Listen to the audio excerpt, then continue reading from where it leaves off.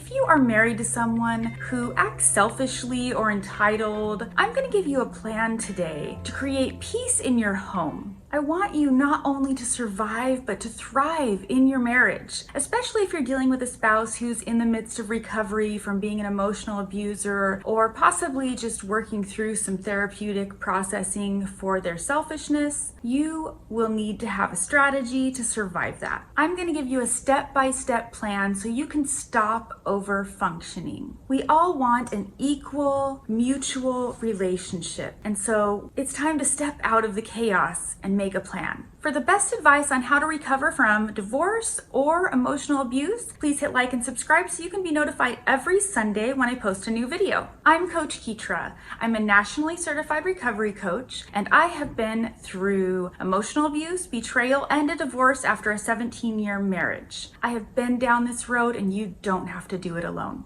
Let's do it together. Step 1, you are going to want to determine where the inequality is in your relationship. The overlap of helping each other should be after we have done 100% of our own responsibilities first. When each individual in a marriage are doing 100% of their own adulting, then the overlap between those two is where you have the mutuality and helping each other out. But we want to make sure that that's balanced and not totally lopsided so that one person is feeling like they're carrying more of the emotional weight. There are a few categories to consider when you are processing this. There are financial balances. Determine if there's any imbalances in your financial handlings. Who does what, who's aware of what, bill paying, income. There's also emotional weight. Especially when you have children, there's a lot of emotional weight in caring for their emotional well-being as well as their physical well-being. Your physical weight. Who's doing the physical labor in the home or outside the home, and determining if there's an imbalance there is also really important. And then the last category would be spiritual. Is there a spiritual imbalance? One of you is carrying the spiritual weight of the marriage, the home, the family, and the other is not. So looking at these categories to determine where the imbalance is a really great place to start, because it's going to help you understand what you really want to get out of establishing a household agreement. So start taking notes and writing down what your thoughts are in these categories and where the imbalance really is. Some categories to think about that will fit into these are things like household work, laundry, dishes, cleaning, yard, car care and regular maintenance on vehicles, cooking, shopping. These are all things that might be unequally balanced, and it might be okay that some of them are unequally balanced if there are other areas that the other spouse carries a little more weight in. So writing it all down helps you see that maybe you carry more weight here, but maybe he carries more weight in some other area. But it's good to take the inventory. Emotional work can include things like monitoring your kids' homework and their chores and their well-being. Your adult mental health would fall into emotional work. Are you taking time to take care of your mental well-being? Is your spouse taking time to care for their mental well-being? Who's carrying the weight in that area? And then of course there's always extended family. Who carries the weight of keeping in connection with your extended family, remembering their birthdays and holidays and celebrations and visiting? There's also date nights. Who's planning and taking care of the time that you spend together as a couple? Is that balanced? Is it one-sided? Is it non-existent? It's an area worth looking at, because your connection in your marriage is going to be dependent on the quality of connection that you have with your spouse. And if you're not prioritizing your time together, or if that time together is highly dysfunctional, that's going to create an issue. Your spiritual connections are also an important part to look at. Your church connections, small groups, your friend gatherings. Are you getting together with other couples? Do you have a friend group? If so, who plans those things? Who invites people over for a barbecue? Or who coordinates going to get together with friends? Jot those down and make a note of that. When it comes to finances, who's paying the bills? Who's balancing the checkbook? Who's making sure that you're sticking to a budget or creating a budget? These are all important functioning roles for any household, whether you're married or not. But when you're married, you want to make sure that everyone has some awareness of what's going on, so there's good communication and that there's balance in all of these areas. So take an inventory and get really honest with yourself about what weight you're carrying and your spouse is carrying. Step 2, create and present this list. So once you have done step 1 and you're aware of what areas really need to be addressed, make a list of all of the household chores and responsibilities, yard, inside house, shopping, emotional work, spiritual work, all of it. And then look on Pinterest. It also has a lot of good ideas of just extensive lists of household chores that will help expand your thought process, and you can add to your list with that. There's oftentimes things we just totally overlook that need to be done or planned for, and we're not thinking about them. So that would be a helpful way to go about expanding your list. Once you have an extensive list of all the things that need to be done, type it up and print it out. Next to each task, type your name and his name, or his and hers, and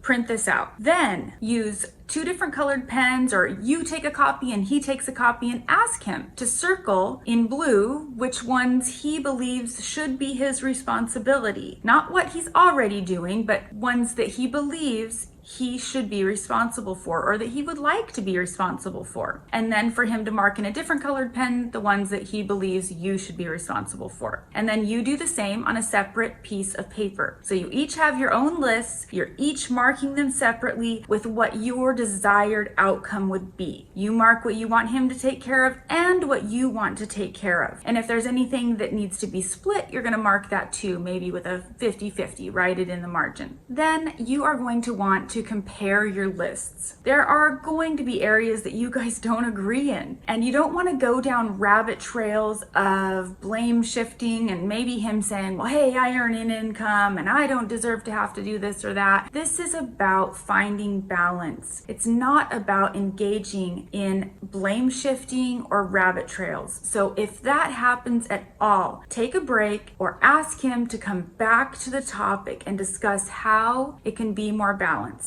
If the goal is for both of you to feel like you're in a balanced mutual relationship, then bringing it back to that as the focus should help you guys progress further. If you're dealing with someone who can be manipulative or controlling, this could be very difficult, and you may need to take several breaks and keep coming back to the initial question without going down a rabbit trail. If there is a disagreement on something that you can't seem to solve, the best way to handle that is to set up some kind of plan that takes turns. So that means he might do this task one week and you might do it the next week, and you may set up some kind of schedule where you guys can take turns and go back and forth. That is one of the only methods that they aren't likely to be able to argue about, because it's completely 50-50. Everything is not 50-50 in all of these, because you might go grocery shopping if you have more time. He might do the dishes because he's home more at that time. There's going to be some imbalance, but in the end, there should be some kind of trade-off. If there's a task you can't agree on, this is the best method of balancing that out. Step 3 are boundaries and consequences. Once you guys are in agreement with what you want to do, then you each need to decide what your consequences will be if you do not follow through. So for yourself, you are going to ask yourself, if I agreed that I would let the dogs out this week and I didn't do it and I pawned it off on other people, then my choice of consequence will be to do it for 2 weeks in a row, to clean out my husband's car, take it to get it detailed, whatever the consequence might be, and vice versa. Your husband should choose appropriate consequences that benefit you in some way or take the load off of you in some way if he fails to keep the agreement and do what he said he was going to do. The consequences should cause some level of discomfort and pain, because they're a deterrent. They're going to keep him from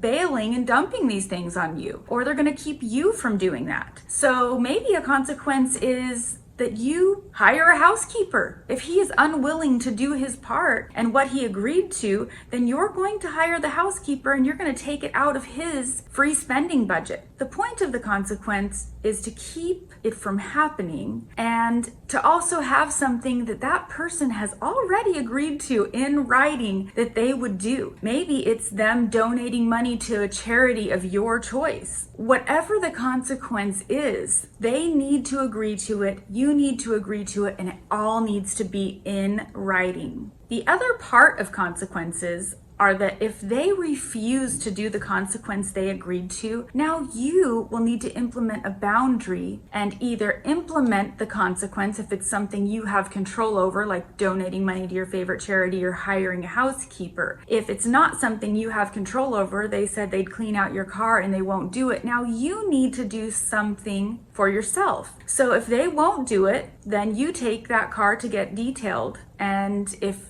he's someone who would be upset that you spent money on that, maybe that's painful for him. If it's not in the budget to do that, then maybe you need to do something that gets you out of the house so that you can create a little self-care for yourself. Go for a walk, spend time with friends, pull away, because your mental well-being is important to this process. And staying in a house and battling this out with someone who is unwilling to do their part isn't going to help your mental health or your well-being. Try to let go of your need to control the situation. Remind yourself that you can only control yourself. If your spouse refuses to follow through, then you can simply approach them with the contract and say, you agreed to this. I want our relationship to be mutual and respectful. And if you cannot stick to your word, then we have bigger problems. Maybe he needs to go to a abuse recovery program. Maybe he's emotionally or mentally abusive. Even being excessively neglectful can be quite abusive in a relationship when you've married this person so that they can be your primary source of connection. So you need to explore your options of where to get more help if this is not going to work. What it will do is it will tell you, is he serious about making your relationship mutual? Is he serious about loving you and treating you with respect? And it will give you some insight into where the cracks are in your relationship instead of letting it be confusing, where you're just battling things out and making assumptions about who should do what. Having it all in writing is a great thing because you can reference that piece of paper anytime.